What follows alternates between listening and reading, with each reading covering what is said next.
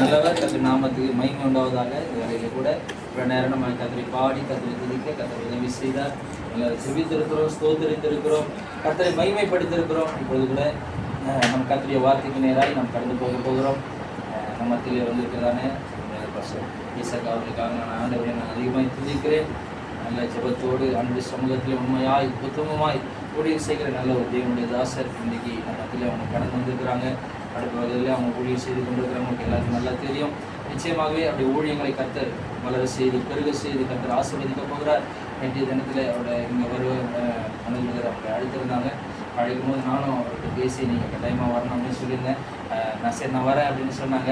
நீங்கள் கட்டாயமாக கர்த்தருடைய வார்த்தையை நீங்கள் சொல்லணும் அப்படின்னு சொல்லும்போது இல்லை நீங்களே சொல்லுங்கள் அப்படின்னு சொன்னாங்க. இல்லை நீங்கள் வரீங்க, நீங்கள் வெறுமையாக இருக்கக்கூடாது, கட்டாயமாக கர்த்தர் நீங்கள் தான் கர்த்தருடைய வார்த்தை கொடுக்கணும் அப்படின்னு சொல்லியிருந்தேன். ஏற்றுக்கொண்டு இன்றைக்கி நம்மத்தில் அவங்க வந்திருக்கிறாங்க. அவங்க கர்த்தருடைய வார்த்தை கொடுக்க போகிறாங்க. இல்லை கரங்களை சட்டி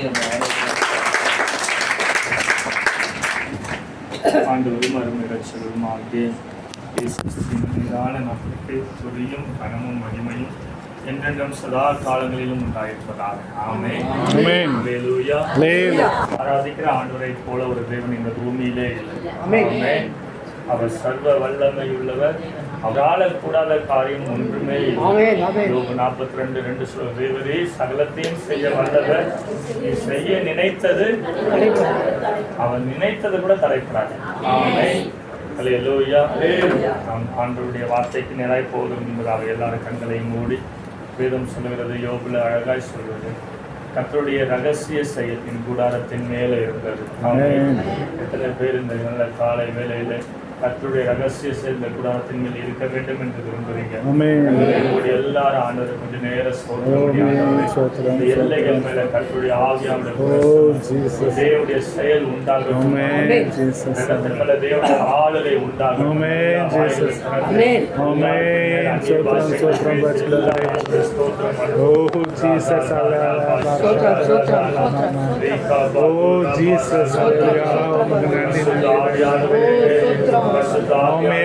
சோத்ரம் சோத்ரம் ஹalleluya அசைவாடினா ஆமென். சோத்ரம் கூடாரத்தின் மேல் அசைவாடுவீராக.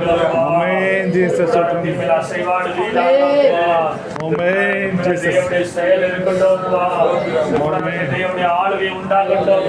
ஆமென். ஜீசஸ் கரங்களை தட்டி ஆவியான ஆமென் அசைவாடும்படியாக இந்த குடும்பத்தில் இருக்கிற ஒவ்வொரு மேல கர்த்தருடைய ஆவியான அசைவாடும்படியாக கரங்களை தட்டி கர்த்தரை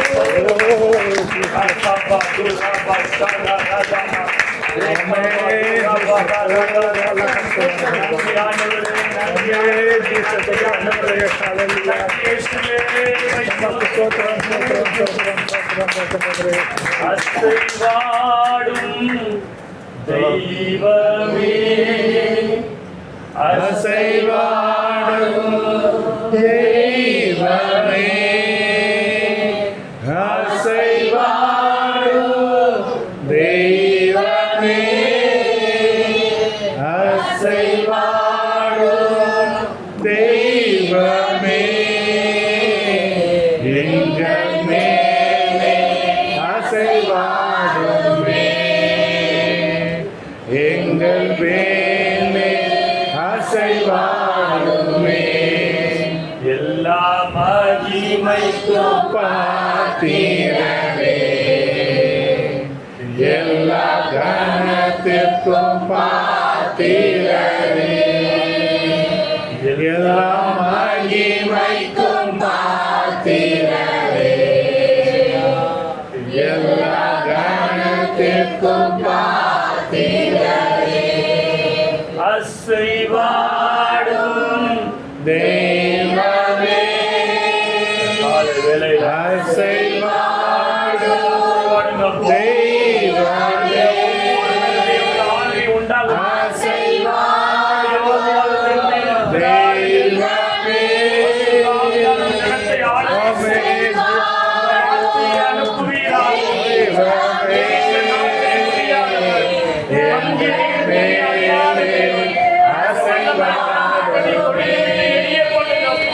எங்கள் மேலே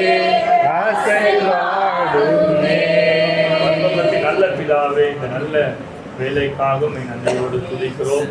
ஆண்டவரே, நாங்கள் எம்மாத்திரம் ஆண்டவரே, இதுவரைக்கும் நீ நடத்தி வந்ததற்கு நாங்கள் எம்மாத்திரம் ஆண்டவரே, குடும்பங்கள் எம்மாத்திரம், என்னுடைய வேலை, எங்கள் வருமானம் எம்மாத்திரம் ஆண்டவரே, தேவனே நடத்தியிருக்கிறீர், தேவனே பாதுகாத்திருக்கிறீர். நல்ல எபினேசராய் கூட இருந்தவர் இனியும் நடத்த வல்லவராய் இருக்கிறேன். இந்த கால வேளையிலும் எங்களோடு கூட பேசும் நல் வார்த்தை விளங்க பண்ணு. இயேசுவின் நாமத்தில் பிதாவே. அல்லேலூயா.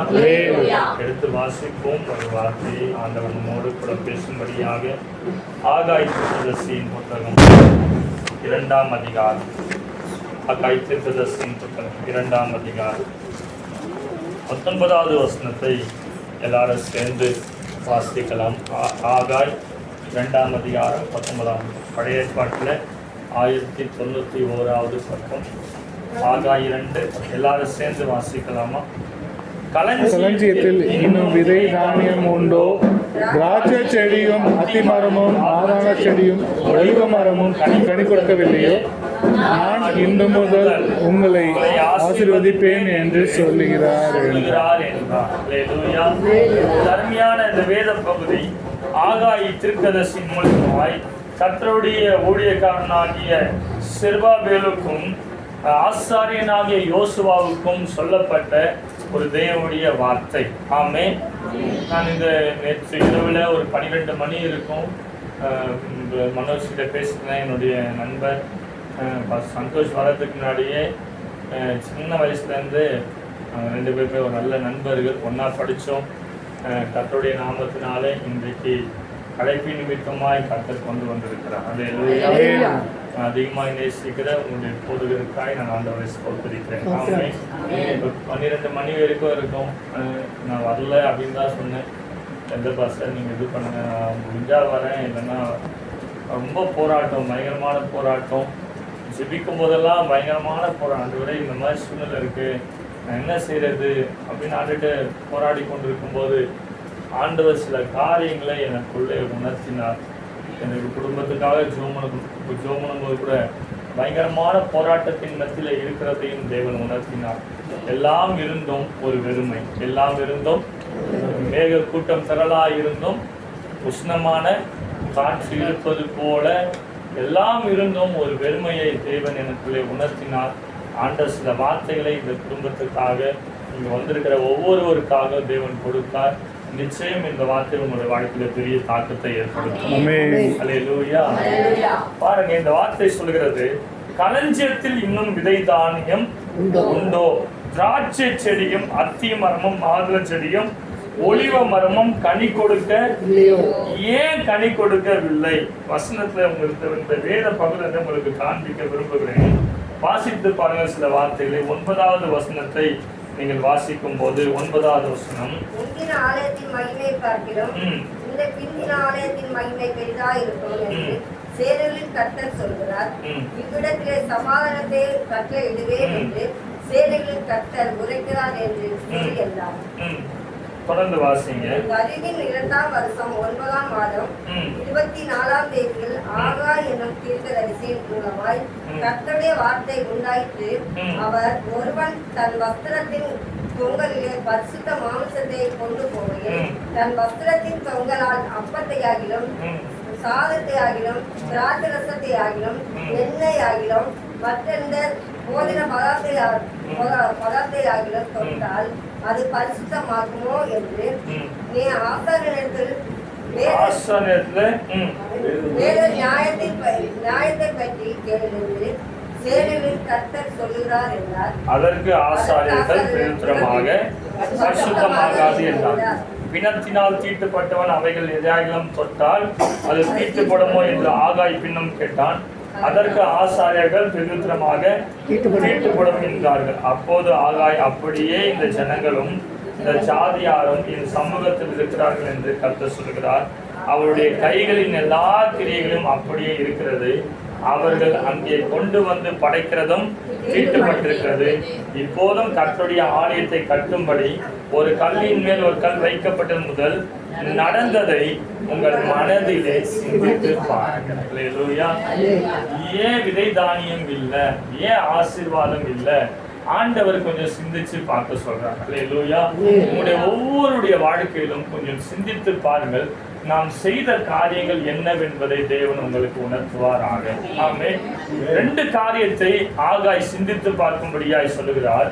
முதலாவது, ஆகாய் எழுதின தீர்க்கதரிசன புத்தகம் 1ஆம் அதிகாரத்திலே 5வது வசனத்தை நீங்கள் வாசிக்கும் போது, இப்போதும் சேனைகளின் கர்த்தர் சொல்லுகிறார், உங்கள் வழிகளை சிந்தித்து பாருங்க. ஏன் குறைவு வந்தது? ஏன் ஆசீர்வாதம் தடைப்பட்டது? ஏன் இந்த காரியங்கள் ஏற்பட்டது? முதலாவது, உங்கள் வழிகளை சிந்தித்து பாருங்கள். ஆமென்.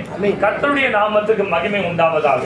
ஒரு மனுஷனுடைய வழிகள் கர்த்தருக்கு பிரியமா இருந்தால் அவனுடைய சத்துருக்களும் அவனோடு கூட சமாதானமாய் போவார்கள் என்று கர்த்தருடைய வேதம் சொல்லுது. அப்போ ஒரு மனுஷனுடைய வழிகள் தேவனுக்கு பிரியம் இல்லாமல் போகுமானால் அந்த மனுஷனுடைய வழிகளின்படியே அவனுக்கு அழிவும் உண்டாகும் என்பதை நீங்கள் மறந்து விட வேண்டாம். ஆமென். அல்லேலூயா. உங்களுக்கு பெரிய பிழையாம் என்ற ஒரு தீர்க்கதரிசி இருந்தான். ஆண்டவர் சொன்னதை சொல்லுவேன் என்று சொன்னான். ஆனால் அவனுடைய வழிகள் ஆண்டவருக்கு எப்படி இல்லை? பிரியமா இல்லை. பேசாத கழுதை ஆண்டவர் பேச வைத்து அவனுக்கு உணர்த்தியும் அவனுடைய வழியை அவன் என்ன பண்ண முடியல? சீர்படுத்தவே இல்லை. அவனுடைய முடிவு பரிதாபமாய் இருந்தது. அல்லேலூயா. நம்முடைய வழிகள் கர்த்தருக்கு பிரியமாய் இருக்க வேண்டும் என்று தேவன் விரும்புகிறார்.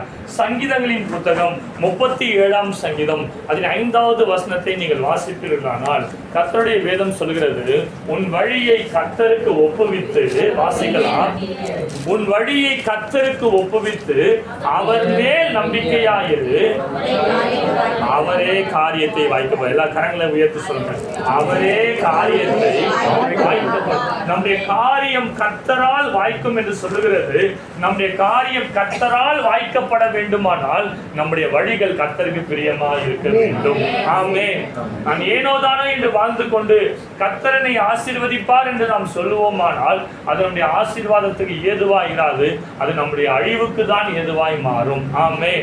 நம்முடைய வழிகளை சீர்தூக்கி பார்க்க வேண்டும் என்று தேவன் சொல்லுகிறார். இந்த நல்ல காலை வேளையிலே உங்களுடைய வழிகளை கொஞ்சம் சீர்தூக்கி பாருங்கள், கொஞ்சம் சிந்தித்து பாருங்கள். நீங்க நடக்கும் அந்த பாதையிலே எந்த இடத்துல தடுமாற்றம் ஏற்பட்டதோ அந்த இடத்துல இருந்து மறுபடியும் துவங்கினால்தான் நம்முடைய வாழ்க்கை சரிப்படும். ஆமென். நீங்க வீட்டுல எல்லா வீட்டுல இந்த கோடை காலத்துல பாப்பீங்க, இந்த எறும்பு லைனா போயிட்டே இருக்கும். ஒரு எறும்பை நீங்க டைவர்ட் பண்ணி விட்டு பாருங்க, மற்ற எல்லா எறும்பும் என்ன ஆயிடும்? டைவர்ட் ஆகி போயிடும். அந்த இடத்துல இருந்து தான் மாற்றமே ஏற்படுகிறது. எந்த இடத்துல அந்த வழிகள் மாற்றப்படுகிறதோ அதிலிருந்து தான் அவருடைய வாழ்க்கையும் மாறுகிறது. ஆமென். அல்லேலூயா. அல்லேலூயா. நம் ஆண்டவராகிய இயேசு கிறிஸ்து சொன்னார், நல்ல எது என்று பார்த்து அதிலே நடவுங்கள். அப்ப நல்ல வழி எது என்று பார்த்து நாம் நடக்க வேண்டிய ஒரு காலகட்டத்திலே நாம் இருக்கிறோம். ஆமென். இந்த திட்டங்களை போடலாம், அந்த திட்டங்களை, எல்லா திட்டங்களும் சிந்தனையில வரும். ஆனால் சீட்டு மடியில போடப்பட்டாலும் காரிய சித்தி யார் தான் தர வேண்டும்? கர்த்தரால் தான் வர வேண்டும். ஆமென். அல்லேலூயா. நம்முடைய வழிகள் கர்த்தருக்கு பிரியமாய் இருக்குமானால் நம்முடைய வாழ்க்கையும் ஆசீர்வாதமாய் மாறும் என்பதிலே எந்த ஒரு மாற்றமும் இல்லை. ஆமென். 2வது, ஆகாய் சிந்தித்து பார்க்க சொல்லுகிற ஒரு காரியத்தை பாருங்கள். 15வது வசனம் 2வது அதிகாரம் 15வது வசனத்தை நீங்கள் வாசித்தீர்களானால், இப்போதும் கர்த்தருடைய ஆலயத்தை கட்டும்படி கல்லின் மேல் ஒரு கல் வைக்கப்பட்டது முதல் நடந்ததை உங்கள் மனதில் சிந்தித்து பாருங்கள். முதலாவது உங்க வழியை சிந்தித்து பாருங்கள். 2வது என்ன சொல்றாருன்னா, உங்க மனசை என்ன பண்ணுங்க? கொஞ்சம் சிந்திச்சு பாருங்க. ஆமென். அல்லேலூயா. அல்லேலூயா. அல்லேலூயா. கர்த்தருடைய நாமத்துக்கு மகிமை உண்டாவதாக. 1 நாட்கள் 5ஆம் அதிகாரத்தை நீங்கள் வாசிப்பீர்களானால், நாகமான் என்ற ஒரு குஷ்டரோகி எலிசா என்ற ஒரு தீர்க்கதரிசியை சந்திக்கும்படியாய் வருகிறான். அவனுடைய உடம்பிலே ஒரு குஷ்டரோக வியாதி. அவன் பெரிய தளபதி. ஒரு சீரிய நாட்டுக்கே ஒரு பெரிய தளபதி. ராஜாவுக்கு முன்பதாய் போய் ஒரு குஷ்டரோகி நிற்க முடியாது. ஆனா இந்த நாகமான் என்ன பண்றான்? போய் நின்று பேசுற அளவுக்கு வியாதி இருந்தாலும் ராஜாவின் சமூகத்துல கூட அவனுக்கு என்ன இருக்கு? இடம் இருக்கு.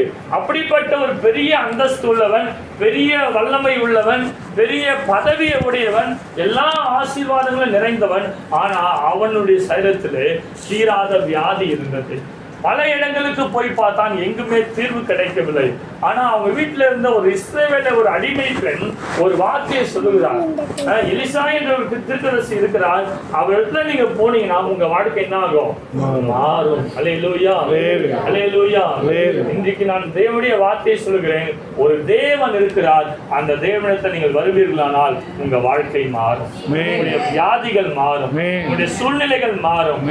எலிசா என்ற ஒரு தீர்க்கதரிசியிட்ட வரும்போது நாகமானுடைய குஷ்டரோகம் மாறுமானால் வானத்தையும் பூமியும் படைத்த கர்த்தரிடத்தில் நீங்கள் வரும்போது உங்களுடைய வாழ்க்கையும் உங்கள் சூழ்நிலைகளும் மாறும். ஆமென். வருத்தப்பட்டு பாரம் சுமக்கிறவர்களே, நீங்கள் எல்லோரும் என்னத்துல வாருங்கள் என்று அழைத்த தேவன் இன்றைக்கும் உங்களை அழைக்கிறார். ஆமென். அல்லேலூயா. ஏன் அழைக்கிறார்? உங்களுக்கு இளைப்பாறுதலை கொடுக்கும்படியாய் அழைக்கிறார். ஆமென். வேதம் சொல்லுகிறது, அவர் உங்களை விசாரிக்கிறவர் ஆனபடியால் உங்கள் கவலைகள் எல்லாம் அவர் மேல் வைத்து விடுங்கள் என்று சொன்னார். உங்கள் கவலைகள் எல்லாம் அவர் மேல் வைத்து விடுங்கள். ஒரு அருமையான